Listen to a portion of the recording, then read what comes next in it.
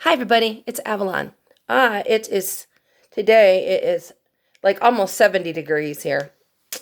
And it's the sun's shining and here I am inside. But I wanted to make a video because there was a comment under one of her opiate fix videos. Someone commented under one of my comments asking me, what made you change? Like really made you say the game is over, the jig is up? Was it prison withdrawals? And for those of you guys who have been with me for a while, you know my story, but I'm going to talk about why I decided and how I decided to change my life.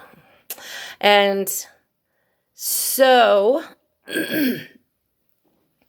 I was like over my head in heroin addiction, crack addiction. I went through a bath salt summer where, all I did is smoke bath salt. And I'm in my mid-40s. I was in my mid-40s and acting like an irresponsible teenager. I had gotten so low down that I was doing everything anybody else would do to support a habit. I lied, cheated, stole, and sold myself for drugs. And, it's such a slippery slope because you don't realize how low you've gone. Like you really, honestly, addiction puts these blinders over your eyes so you can't even see yourself for who you really are. At least that's what my case, and most anybody that is deep into addiction, they don't really see what other people see. And so it was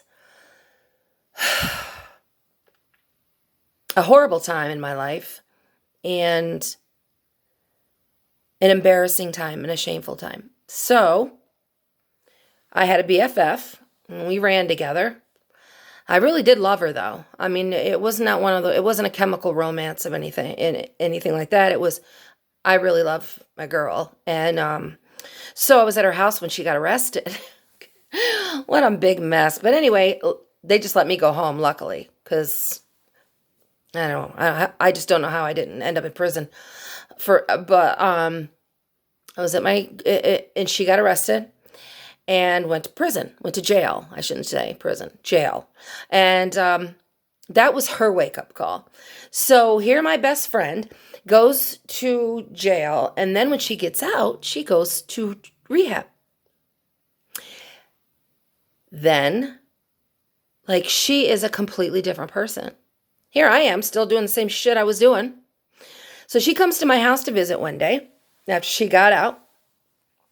I think she wanted to just see how I don't know why she came to visit me that day, but I'm going to tell you something. It changed my life because I was able to see myself for who I really was. Because when you're standing next to truth, you see yourself for the lie that you are. So here my best friend is looking wonderful and clean and happy, and she's in AA, she's going to meetings, she's got a new life, got new sober friends, she's completely changed everything. And so she comes to visit me one day, and guess what I'm doing? I'm waiting for the drug dealer to show up, who used to be hers also. So I'm like, okay, I tell her, Ty's on his way. And she goes, oh no, I'm okay. You just do what you have to do. So he pulls up and I go and get in his car and I buy my heroin and crack and she's, hi Ty, how you doing? Okay. It shined a light on my deplorable self. It really did. And it clicked something in my brain. So I don't think it was even a week later. I really don't. But one day just decided I'm done. And I started going into withdrawals almost immediately.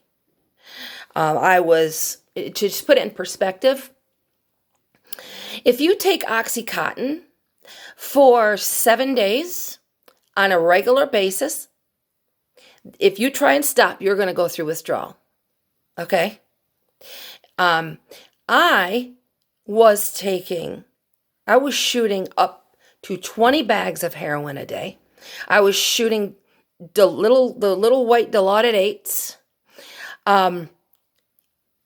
I had an addiction and a tolerance that was Mount Everest. So when I would tell you I went into withdrawal, not, oh gosh, I'm just a little warm and now I got a little cold chill. And if you've never experienced what true heroin withdrawal is, there's no way I can describe it to you. It's like trying to describe to a man what labor pains feel like. It's impossible. Unless you have gone through it.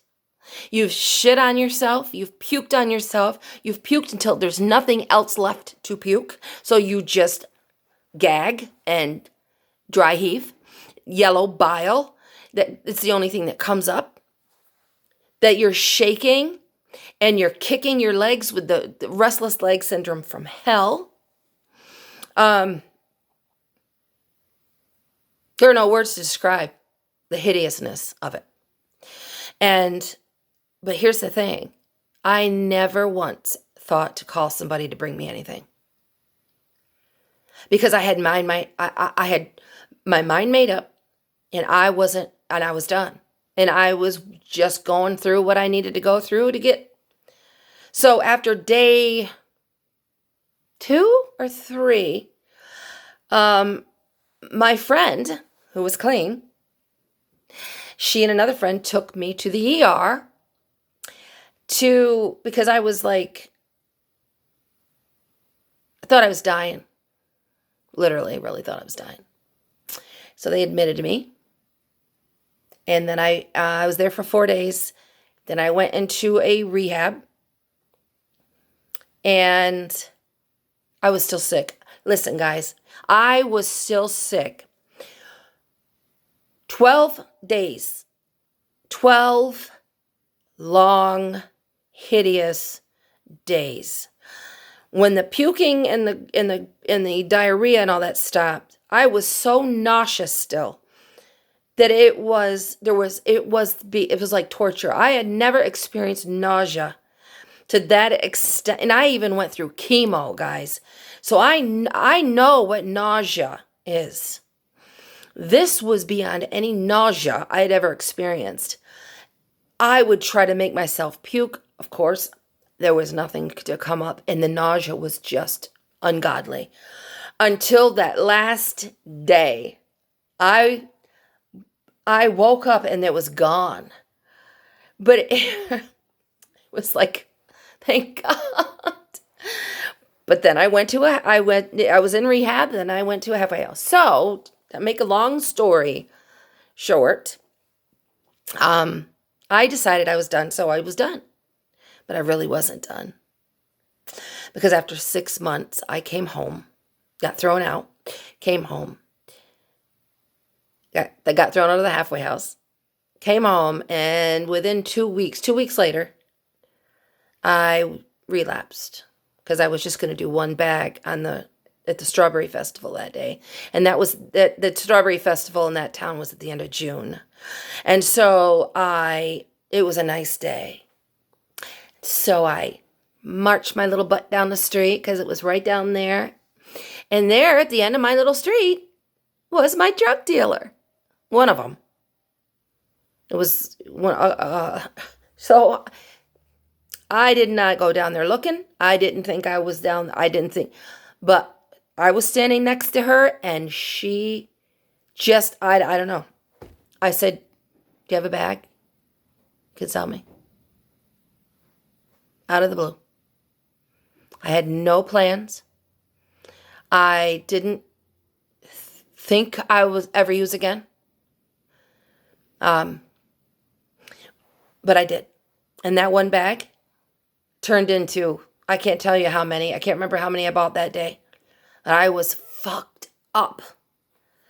I remember trying to help my friend put her air conditioner in. She goes, "You're high." I'm not high, but I was fucked up. And of course, I started the lying. And I continued using, because that's just what we do. There's no such thing as one bag. And I lasted 5 months. And I ended up going back to rehab and back to the halfway house with a whole different attitude this time.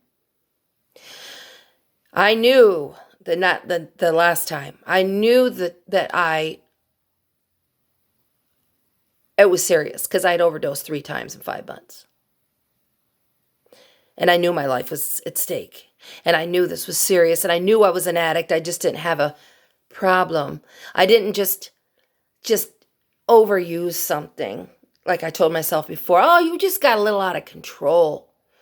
So, it really not that big of a deal. I finally had to get honest with myself, and I went back.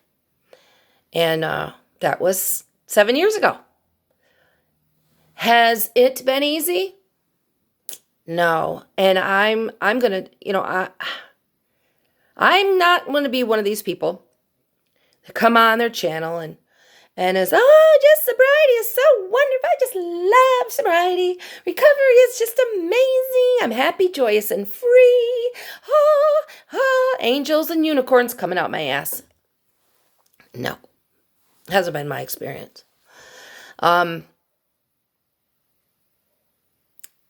I have trauma from my childhood. I used opiates for so long that my brain was chemically changed. I will never be my pre-addiction self again, ever. I am tired all the time. I'm lethargic. I struggle with depression, even worse than I did before. And that feeling of walking through knee-deep sand every day. Everything is a major chore. So I am clean because I have so many things that I would lose if I went back. So many. But does it ever cross my mind?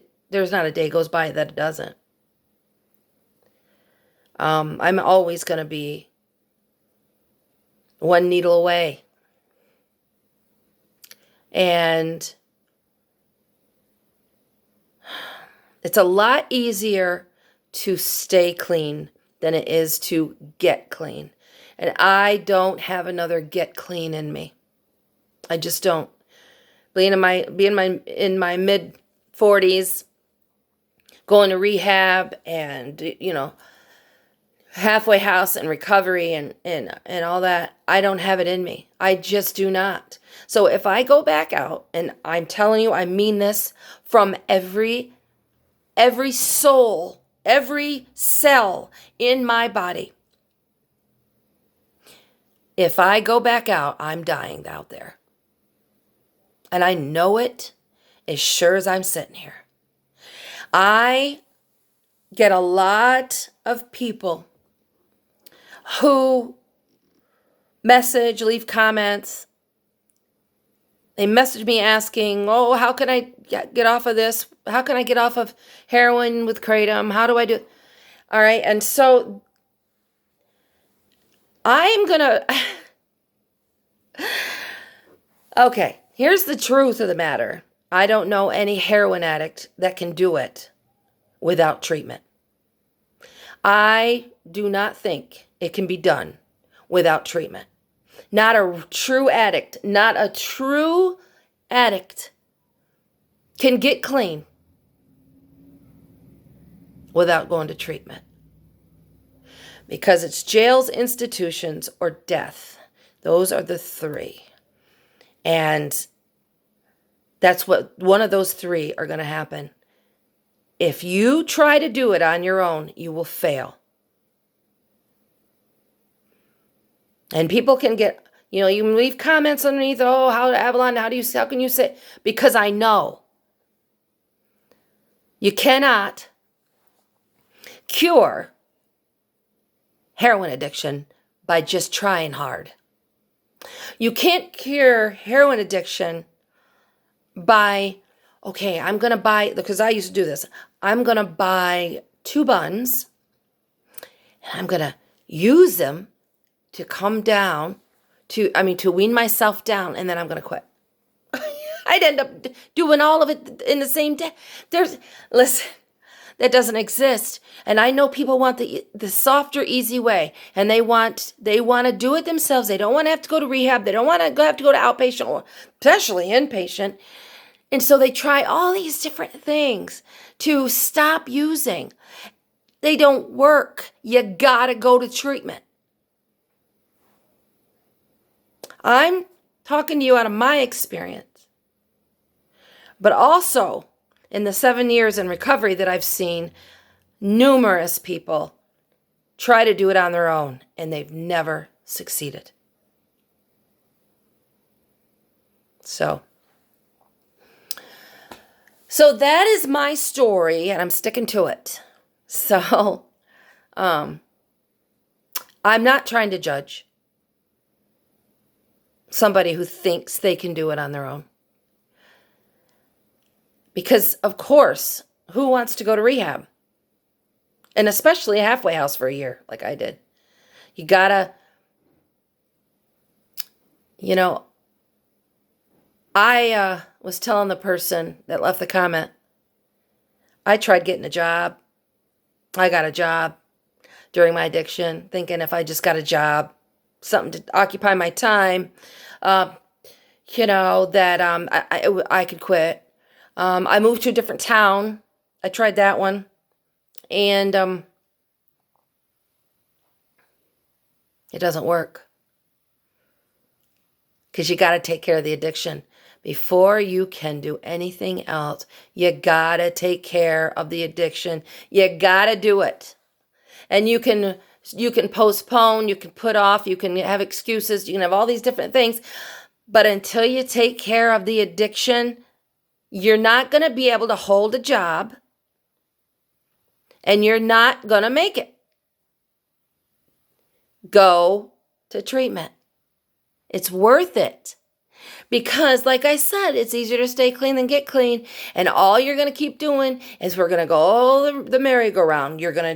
I'm not going to do it anymore. Then you're going to do it. Then you're not. You're going to, I might as well just give up because I can't do this. So I'm going to, just keep doing it. And it's just this, it's a vicious cycle. You got to get your feet underneath you. You've got to get your legs underneath you. You've got to learn how to live life without drugs. And I had to go away for a very long time to do it. I was in my 40s. I thought I knew everything. I thought I had the answer to all life's issues. I knew everything. And I realized I didn't know anything. I wasn't as smart as I thought I was. Wasn't as strong as I thought I was. But I am still clean, and I'm still working on myself, and I want you guys to experience what life can be like without using. Is it going to be wonderful? No, probably not. It's going to be hard, but you can do it with support, with treatment. All right, so I'm going to go. I've rattled on long enough. And I hope you're all having a good day. Brightest blessings and God is bless.